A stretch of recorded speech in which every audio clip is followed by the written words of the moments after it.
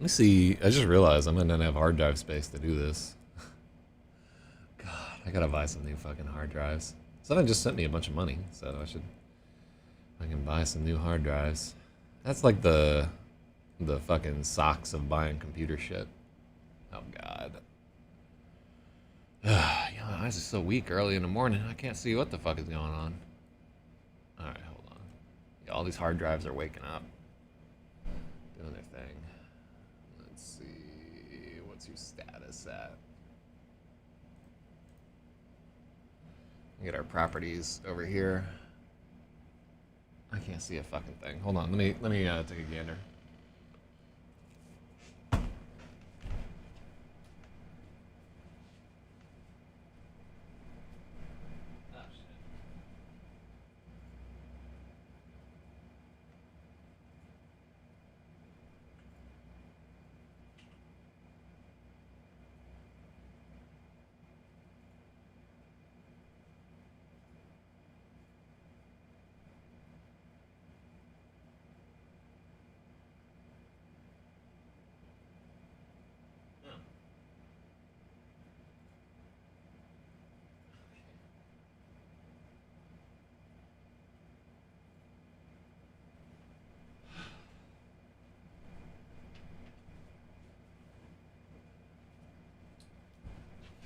Well, what do we got?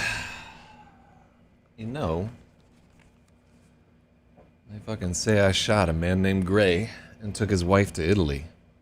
She inherited $1,000,000, and when she died, it came to me. I can't help it if I'm lucky. Idiot wind, blowing every time. It's especially pertinent today. There's a fucking air conditioner blowing right on top of me. I don't think Sally cares about my write and stream there. Yeah, I'm like narrowing down the number of places that I feel like linking this writing stream. Telling you. I'll just pretty much link it to JRE and the load Discord and this new writing shit that I'm on. And that's fucking it. Alright. What do we got here? Alright, and let's see. Is our chat doing anything crazy? Nah. Yeah, usually Saturday mornings, it's just me out here staring into the void. And usually I'm like pretty had a rough night from doing the show. But I managed to sleep about 8 hours last night. Maybe a little less. But close enough for yours truly. And we're going to try and get some work done here. This is not a really important chapter to the story, but it is a fun one. It tells you a little bit about these characters. And what do I get into right here? Yeah, it's like a nightcap at the end of a long and difficult day for these characters. I think I finally got the recording booth set up the way that I want to, so I'm officially out of excuses to record Space Tards. Shoutouts to Skip Donahue right there. What a G. What a fucking G. Yeah, I gotta do a favor for you or something sometime, because I feel like our relationship is all me taking and Skip Donahue giving. So that's not too good. I don't know, maybe I can help him out with something at some point there. There's a lot of stuff like that, man. There's a lot of people that do nice things for me, and I just don't do enough nice things for them. But I guess I got a story to get finished here when all is said and done. Yeah, it's funny, when I'm working on like one of these edits or something like that, the amount of time and energy that I have to give to other people is just so limited. I'm really pouring just about everything into these books right here, and I'm just getting very little. Like, I've wanted to do a painting for like the last, I don't know, a while there, and I just haven't fucking done it. I really, for like the last 50 or 60 days, have not gotten anything else useful done. I don't know how I'm alive, even, but I don't know. Yeah, like a fitness going to shit and so forth. It's weird how like a big project can be so consuming of your time and energy. Like for Rapasaurus, we're gonna do the editing streams in a different way. I'm gonna try to do those streams in the evening or something like that, because I just can't. I can't put all my energy into something like this. This is a very destructive type of editing, as opposed to non-linear editing. You know what I'm talking about. But It's also necessary. You know, I got to get this done. I personally think this is the best book that I've written. Um, and I would love for somebody besides me to publish it. But if I can't get a good fucking deal, you better believe that I'm going to publish this in a heartbeat. Because this is money right here. This is a good book. But I digress. Let's get down to it right here. So this is Lemon Maybe and the Electric Lady by Zak Zyz, Chapter 55, Round 2. It's 3.14. It happens at 5:24 p.m. in Hell's Kitchen. And it actually, I think it winds up in 125th Street. But we're going to start off in Hell's Kitchen here. And what's going on in the story is, let me see, Lemon, Maybe, and Sarah just got back together. And Carl Mason popped up at the bar and tried to arrest Sarah. And Maybe just popped up behind him with a little invisible gun and just, boom, pistol whipped him in the back of the fucking head. Concussion, just like that. Carl Mason ain't teleporting nowhere with his brains fucking scrambled. So, yeah, and it's the first point where Lemon kind of ganders around, and he's like, Jesus, these people are some fucking monsters. Like this, you know, maybe he's like a 14-year-old kid, has literally just whomped Carl Mason in the last day and wound up killing another guy. So, and then Sarah is, you know, just racking up a real death toll here, as to this point in the story, probably killed about 15 police officers. And I'd say in both of these cases, it's through no fault of their own. But the thing about violence and about murder and so forth is, like, you really don't give a fuck whose fault it is. Like, anytime somebody dies, your brain just becomes all irrational. It's like, oh, I could have done more to save him. Even somebody who's like a total piece of shit. You know, it's very difficult to come away from that unaffected.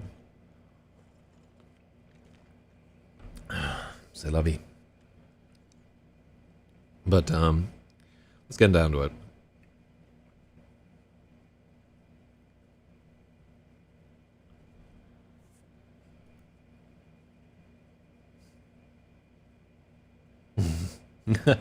All right.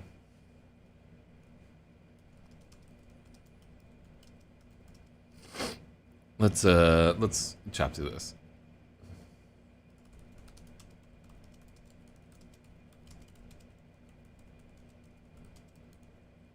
There's a line of cars next to Lemon's bar.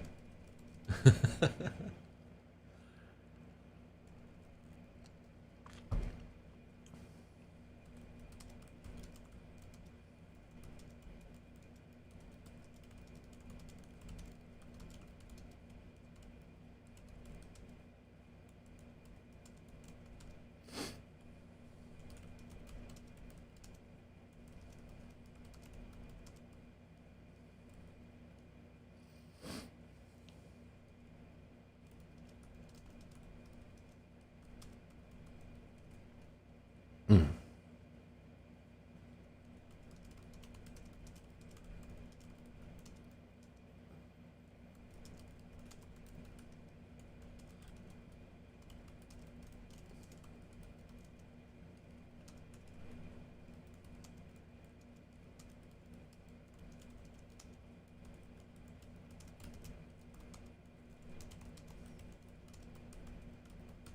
Okay. So there's a line of cars next to Lemon's bar. Half have their door locked.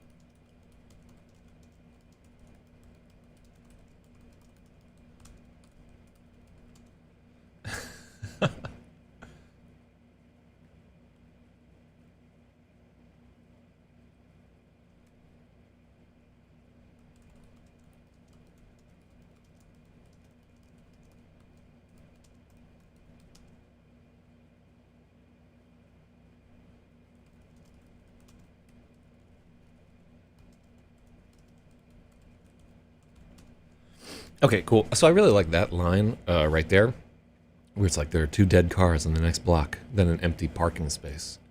I like that because it's one of those like the reader, like okay, so there's a missing. It's got kind of like a cinematic thing happening there. That's like how I would choose to tell the story if I were like making a movie. So and yeah, really that's like giving the reader the joy of figuring something. I mean, that's super obvious, you know, but it's just that little, but oh, okay, it's an empty parking space. They must have gotten the car. Ugh, ugh, ugh. Yeah, more and more, I'm finding like there's a lot of trying to like horn in places for readers to have like these little bursts of joy and everything. It's you know, when you're first starting off, you're only writing for yourself, and it's just the things that you want to hear. But later, you know, you start to realize like, hey, other people might want to take a gander at this, and there's a whole art to when they figure things out.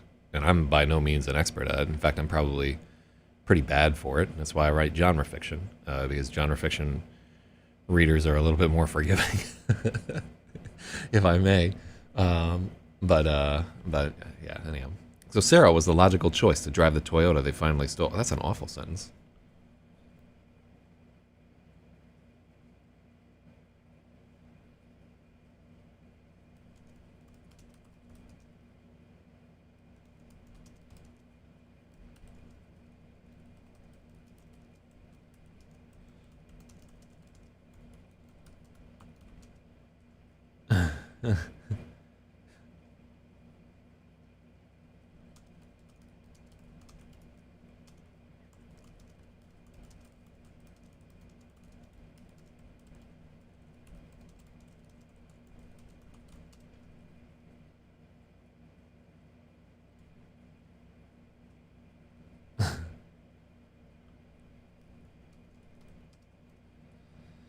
Sarah is the logical choice to drive their stolen Toyota. Could we make it a Tricel? Hold on. How awful are these? God. Yeah, it's gonna be a Tricel. Ugh. Ugh, I'm glad I don't own one of these vehicles. That's rough. Yeah, I want all the cars in this except for that one Lincoln Continental to just be awful fucking beaters.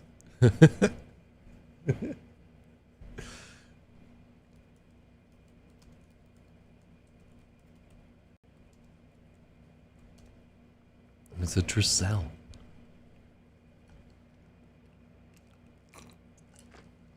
Wait, do they make those in yellow?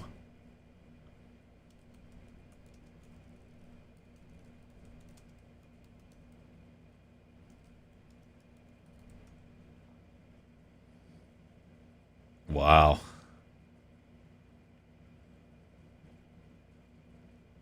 Yeah, it looks real bad. With the hood logo. Like, I need people to know that it's a Tricel. Wow, awful. And it's in NYC, so it could be this actual car.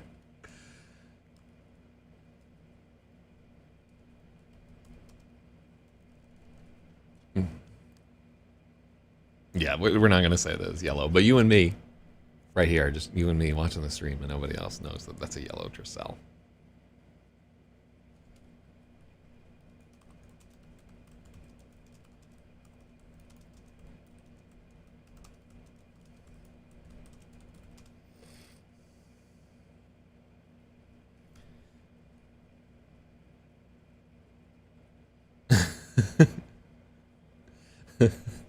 Sarah is the logical choice to drive their stolen Toyota Tercel.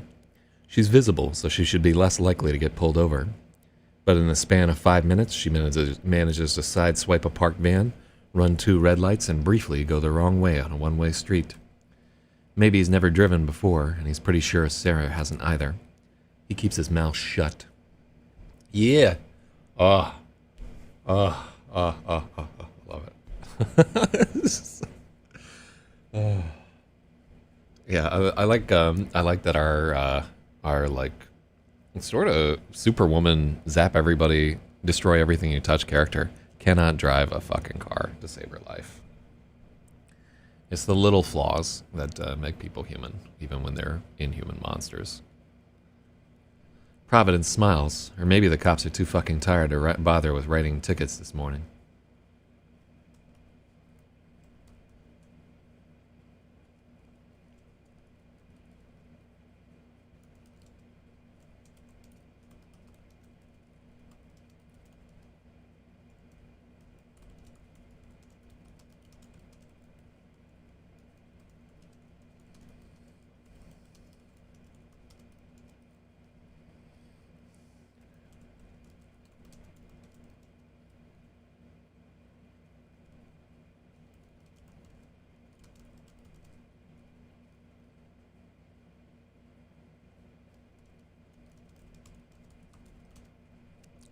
No one lights them up.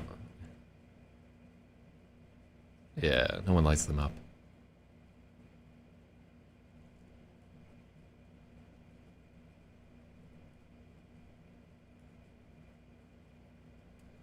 After a terrifying ride up the West Side Highway. So West Side Highway is definitely capitalized.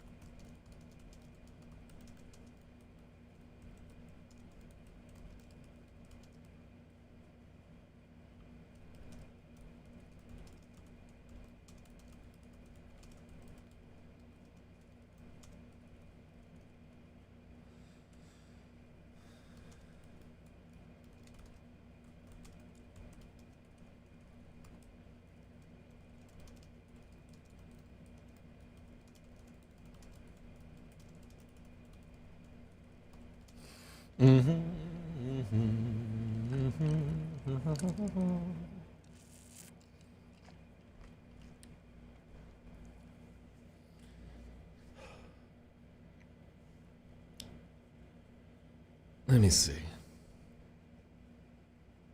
Maybe has Sarah park it in front of a...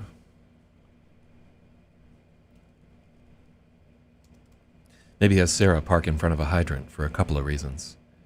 One, he doesn't want to witness a parallel parking attempt by Sarah.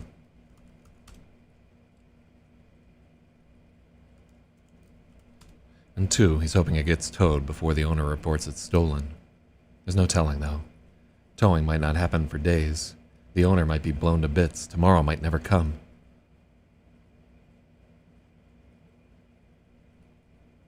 Towing might... actually, yeah, I kind of like it without the definite article. There's no telling, though. Towing might not happen for days. Owner might be blown to bits. Tomorrow might never come. The whole city's in a state of low-grade shock, and they are not immune.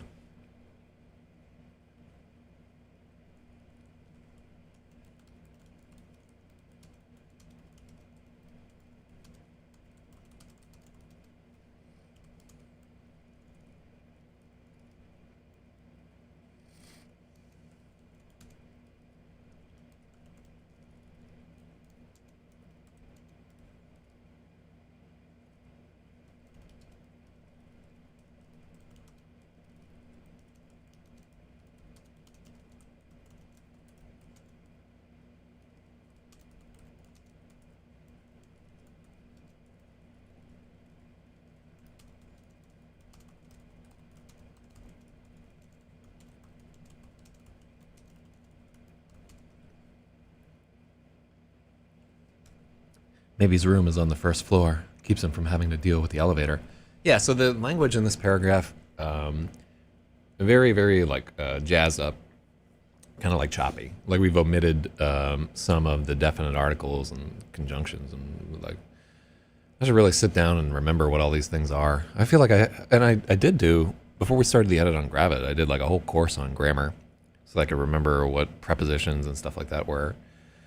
And I just it just slips out of my mind, and I work on this every fucking day. You know, just I don't know if I'm just getting old or if I never cared, because I remember not caring in school either. Jesus. There's no telling though. Towing might not happen for days. Owner might be blown to bits. Tomorrow might never come. The whole city's in a state of low-grade shock, and Maybe and Sarah are not immune. Neither is the night clerk at the front desk. He's so drunk he doesn't even look up when they enter the lobby. Maybe's room is on the first floor. It keeps him from having to deal with the elevator. So shout out to the night clerk being there at 5:30 in the night, and that guy's gonna work like a 14-hour shift. That's the hotel life.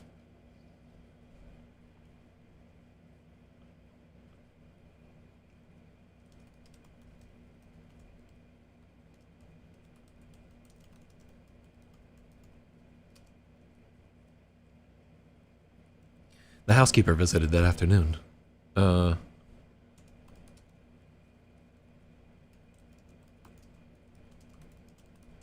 housekeeper must have come through. The clothes, maybe left strewn all over the room, have been laundered and hung up in the closet. The Xbox controller has been spooled into a neat little roll, and his books and magazines are arranged into a neat little pyramid on the bedside table.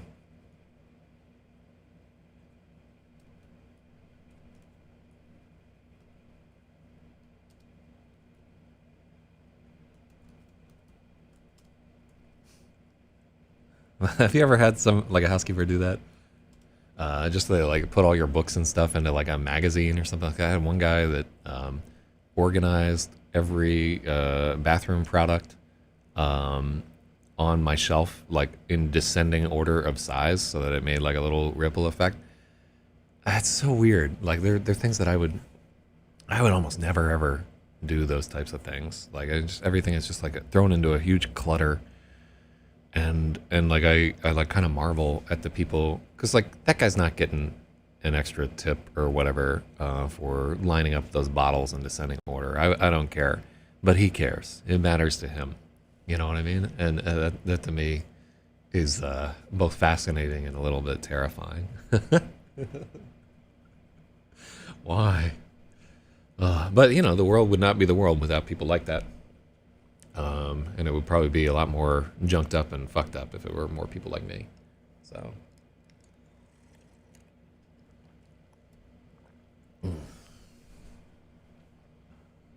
yeah, the idea of organizing as a way to like, it's weird, right? How like organizing things is like people's attempt to like work a magic spell on the world. Like, hey, if I put the things just the way that I like, everything will run a little bit smoother. You know what I mean?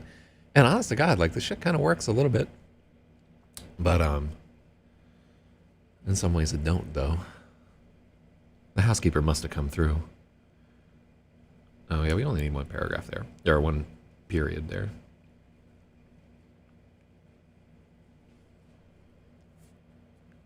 There are fresh sheets, new little bottles of shampoo, the whole works.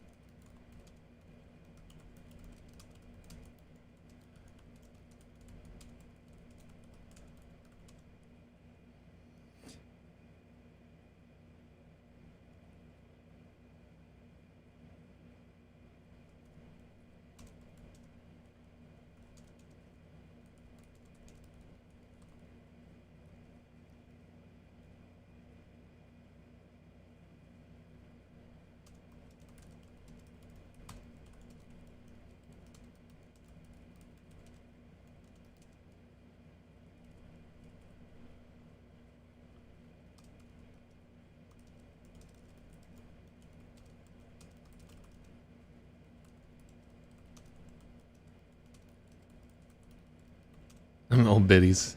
Goddamn. Those tickle old biddies.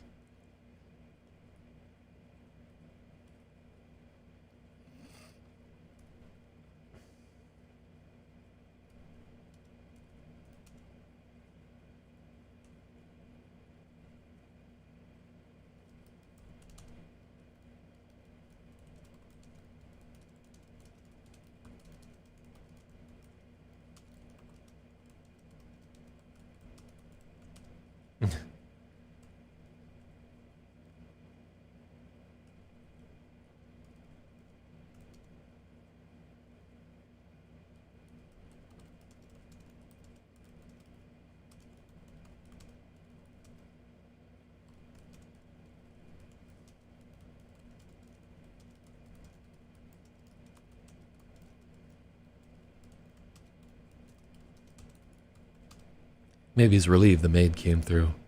He's starting to feel super weird to be in a hotel room, alone in a hotel room with a woman. But there isn't time for it to be awkward. Sarah heads for the shower like nothing else in the world matters.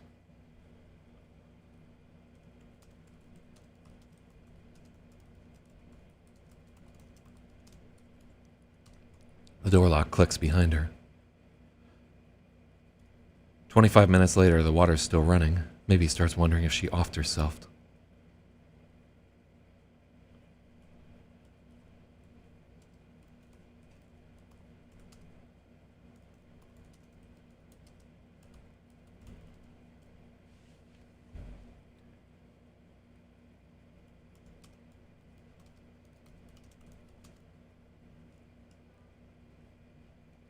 Maybe he starts to worry about her.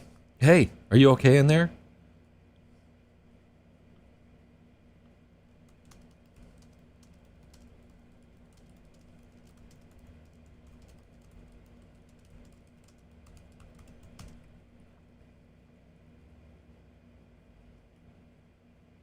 It takes a few minutes for him to work up the courage to say anything. Oh yeah, I would definitely say, oh, I gotta piss so bad, but I don't want to bother somebody while they're in the shower. You know that fucking feeling? Like you're in the middle row of an airplane and you really need to take a piss, but you don't want to wake up the fat guy that's asleep next to you. I used to have that back in the day. Nowadays I'm like, hey, the fuck up guy. Not quite like that, but it's like, excuse me, I need to urinate. And they're like grumbling, fucking urinate. The need is pressing, sir. And the woman you're traveling with is like, not this again. I must go at once. Every second you delay, the spatter becomes worth. Oh, God. Time is of the essence.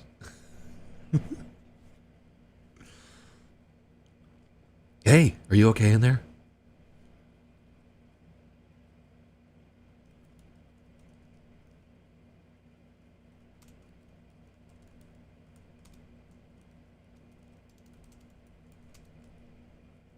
Hey, Sarah, are you okay? There's a long pause, then the water cuts off at last.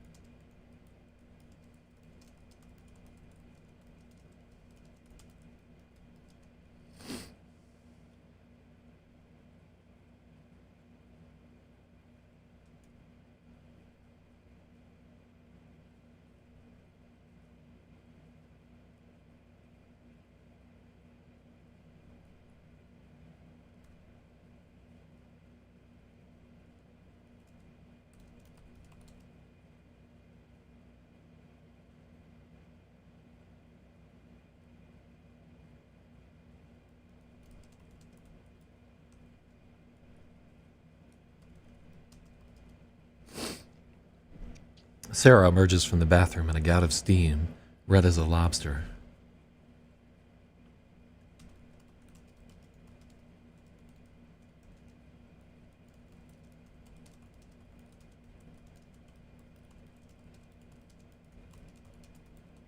Yeah, let's take a...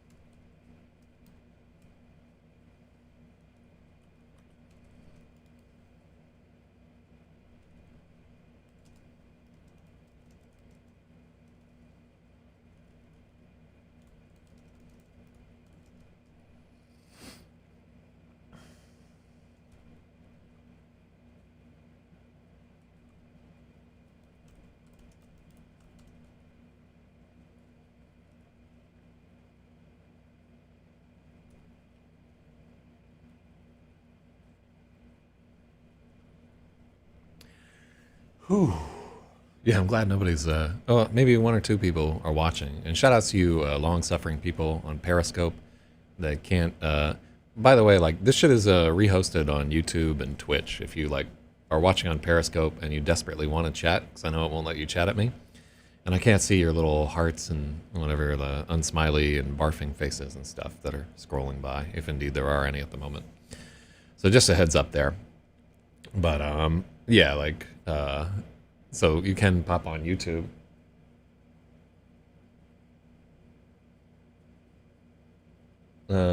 Diaper tech has come a long way. With a booster pad installed, you can piss up a quart without anybody knowing. Wait a second. Hold on. Who the fuck is Treb?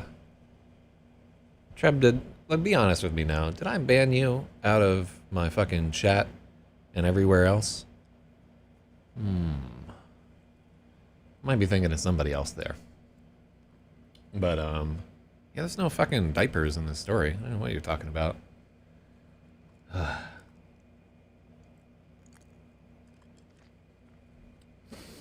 Lord only knows.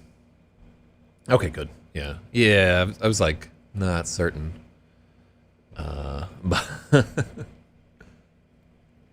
But yeah, this is, like, it's fortunate that there are not a lot of people watching this, because this is an awkward scene.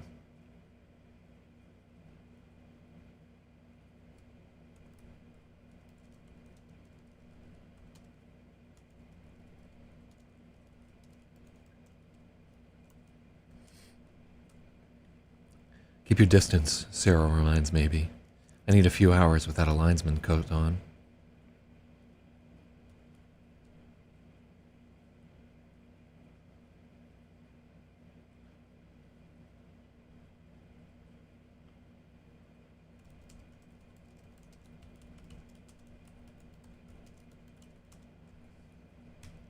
I need a few hours where I'm not wearing a linesman's coat. Oh, I was talking about holding in the urine. Oh, yeah, that was a while ago there. Yeah, well, that's how I used to be. But nowadays, for the most part, I'm, like, very apt to, like, barge in. Like, if somebody's too long in the toilet or in the shower, I'm like, hey, you know, you got 5 minutes to get the fuck out of there, or I'm coming in and taking a dump right there in the shower right next to you. You know, just... when you get older, you just don't care anymore, you know? And the process of not giving a shit just accelerates until it's terminal. You got, like, old people just don't care about anything. Like, yeah, whatever. You know, like, hey, I'm going to be shaking hands with death before the week is out. So whatever you have to say, not super important.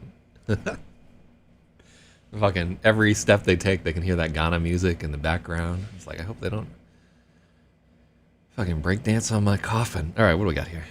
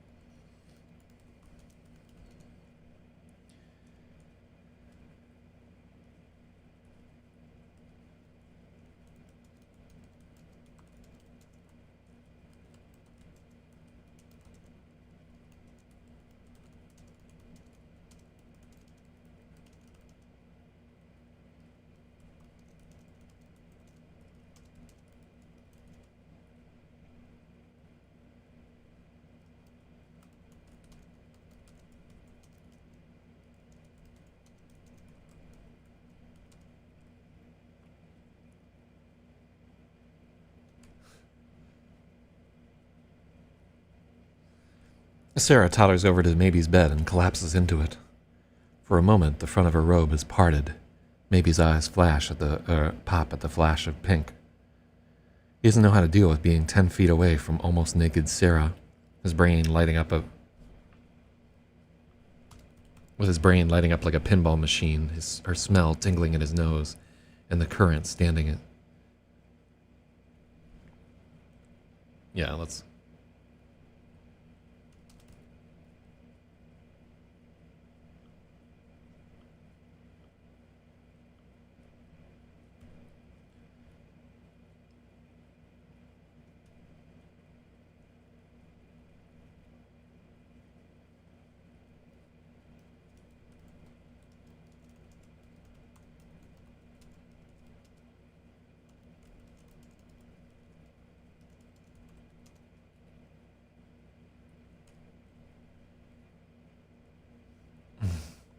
Is she coming on to me? Some part of Maybe is thinking.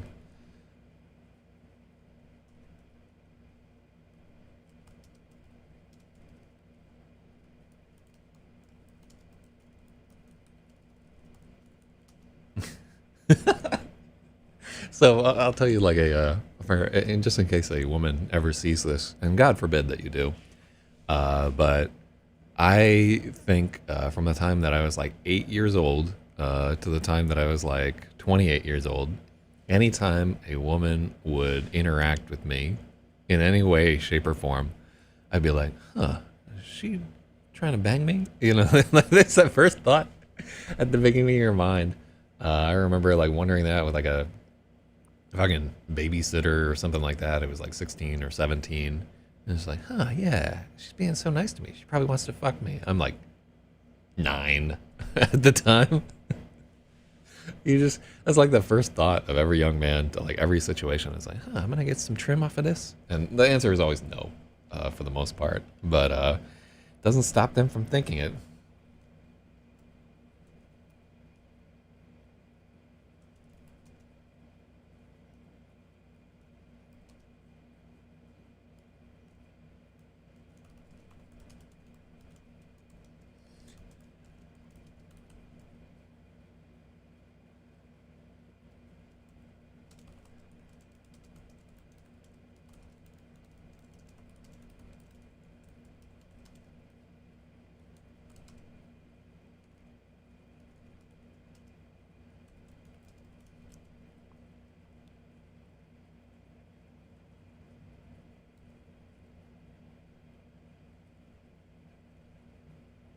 And then he has to pause and marvel at his own stupidity. Of course not. What the fuck would he do even if she were?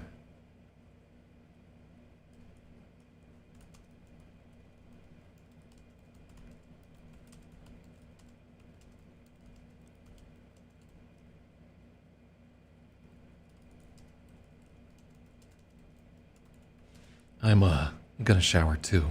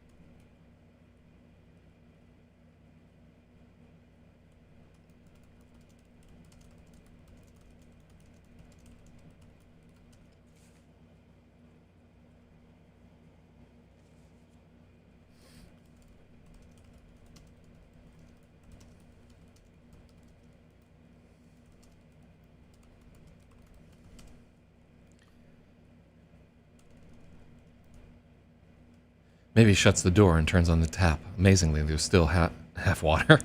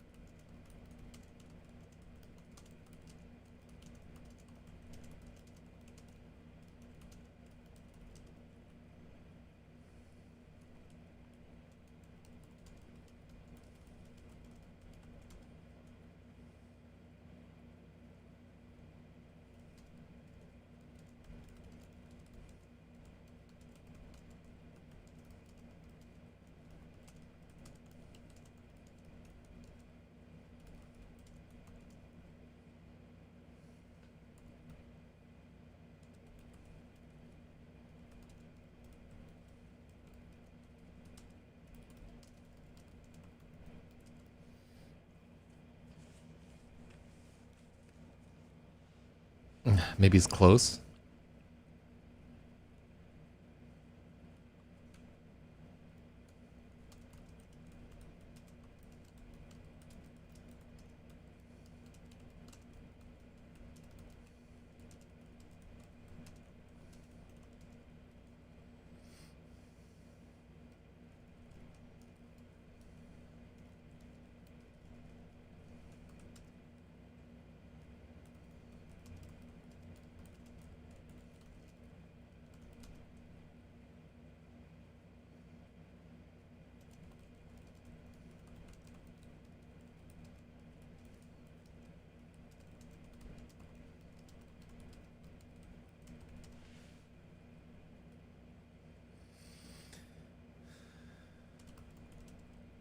He thinks he should probably throw them away or burn them.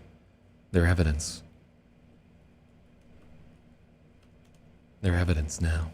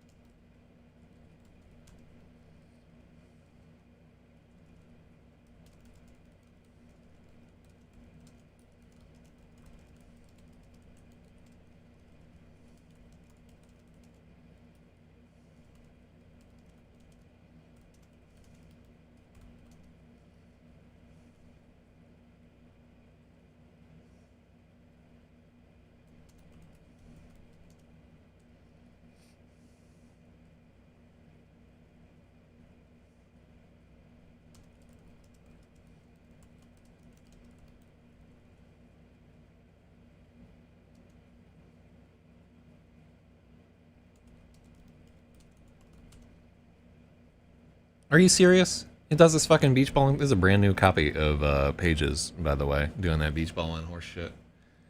Then he remembers the parted robe.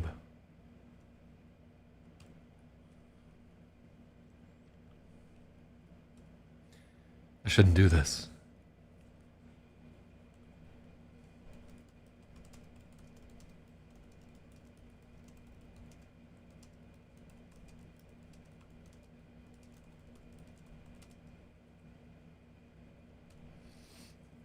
Maybe his hand is doing its own thing. It doesn't care what it should do.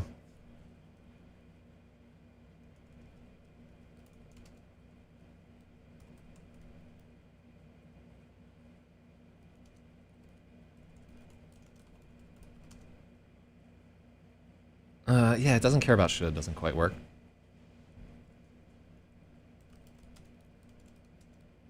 It doesn't care what's wrong or right. He tries to keep his breathing quiet.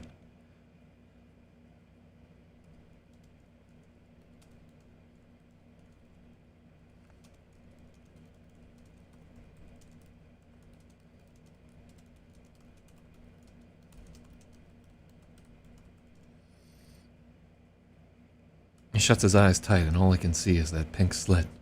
It doesn't take long at all.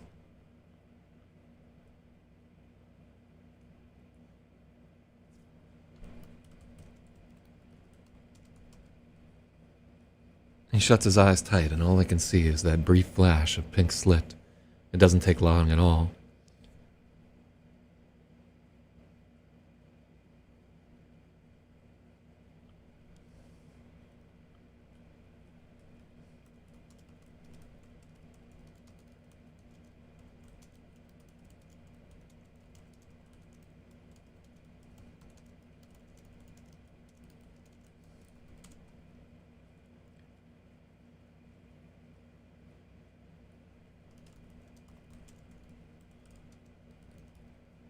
And he's splashing water to get it off the tiles. The hot water makes it sticky.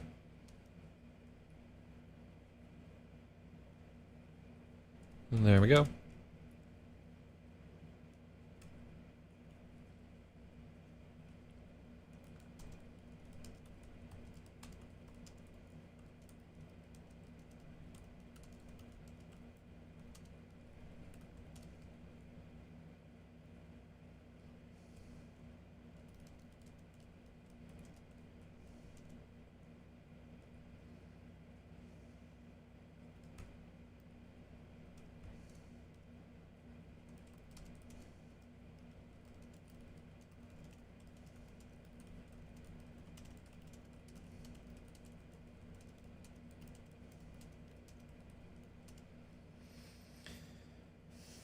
Mm-hmm.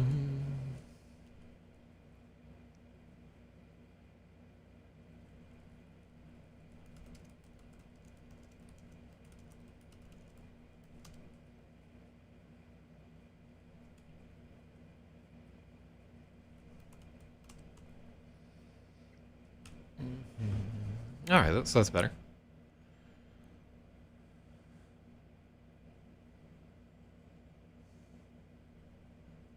As soon as he's finished, he plunges into shame. That was stupid. She'll know. What if Sarah calls him out for spying on her and beating off? What if she gets angry and zaps him?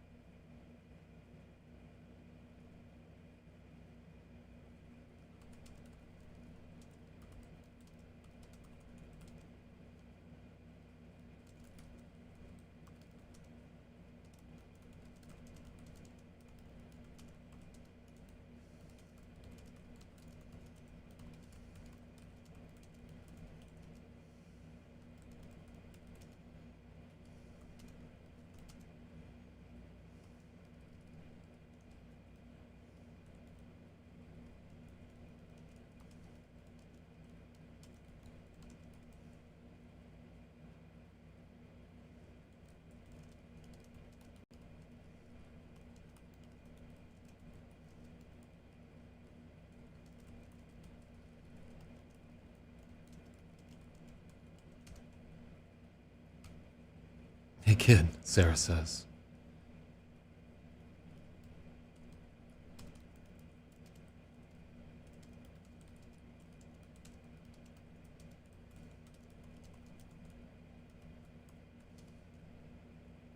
Yeah? Sorry for stealing your bed. Are you okay on the couch? Yeah, no problem. Thanks.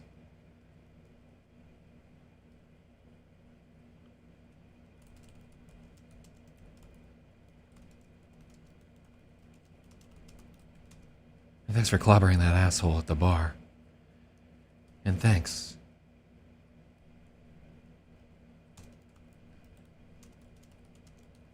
Thanks for not asking. Ooh, I like that. I like that a lot.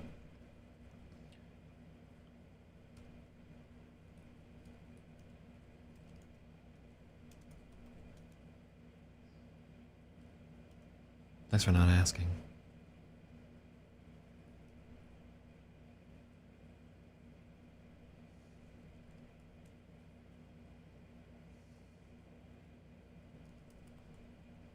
And, thanks for not asking.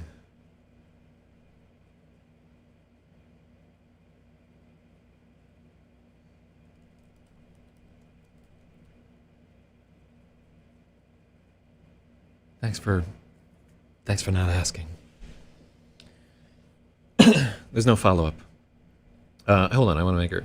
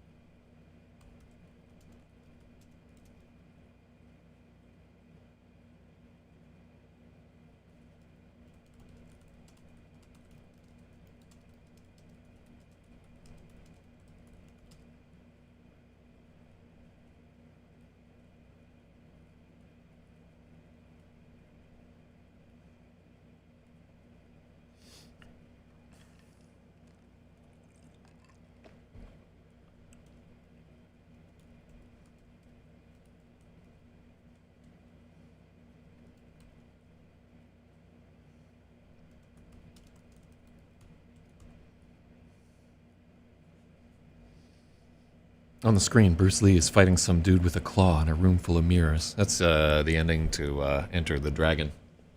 Hello.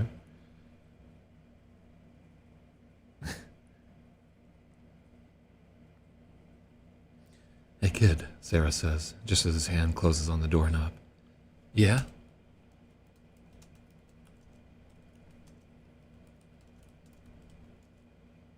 Ready to bolt. Sorry for stealing your bed. Are you okay on the couch? Yeah, no problem at all. Yeah, no problem. Thanks. And thanks for clobbering that asshole at the bar. And thanks for not asking.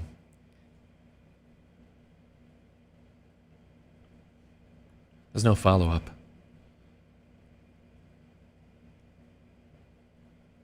She just stares at the TV.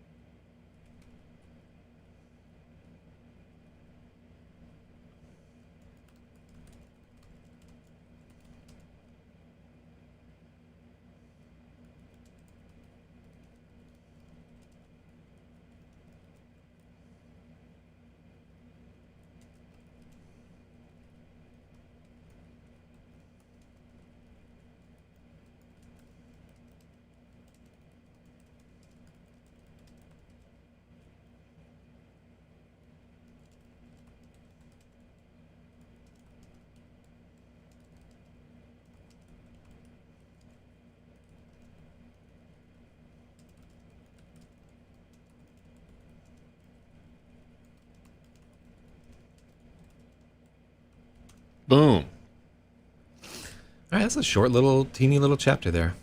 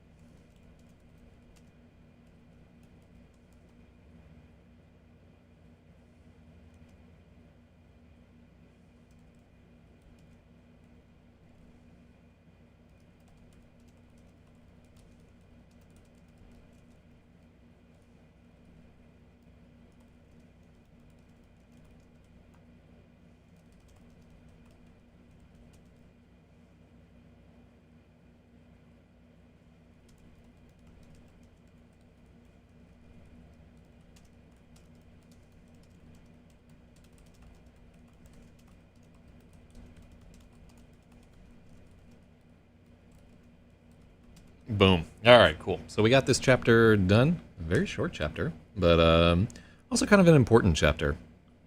We don't get a ton of... Ooh, oh, fuck. Ooh, this chapter is going to need a lot of work. Fuck me. I forgot about this one. Ooh, well, that's definitely a Sunday chapter that we're going to do right there. God. That's not good. Oh, and I forgot to fucking... time myself here. I think we only edited it for like an hour. But we try to... it works out best when we have just short little chapters. I guess this is a 5 or 6 pager right here. We didn't do the kind of in-depth granular editing that we would normally do on something like this because I didn't have the people who actually know grammar chilling with us. But yeah, it looks like we got through a hot... Just like a very... It's a relatively tight, for me, 1,200 word chapter. And I think it establishes a lot about the two characters right there. I think I like that we get into maybe being like a 14-year-old boy who can't help but like jack his little invisible dick in all 5 boroughs. And I like that Sarah, we just see her as just being fucking exhausted and crumpling, like she takes his bed and just needs to like have some time off of the coat. It's just like a hot second where we just see her as a woman that's just fucking had it with all this electrocuting cops.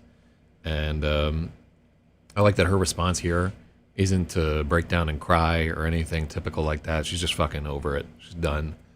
She just sits in the shower for 25 minutes and just needs to collapse into a bed staring at like a television playing Enter the Dragon.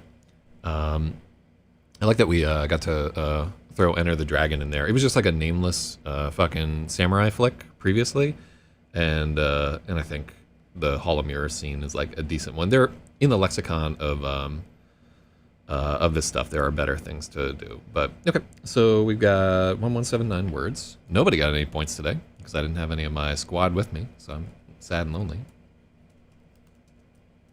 So, but you know, that's how it is sometimes. Ain't always gonna have help.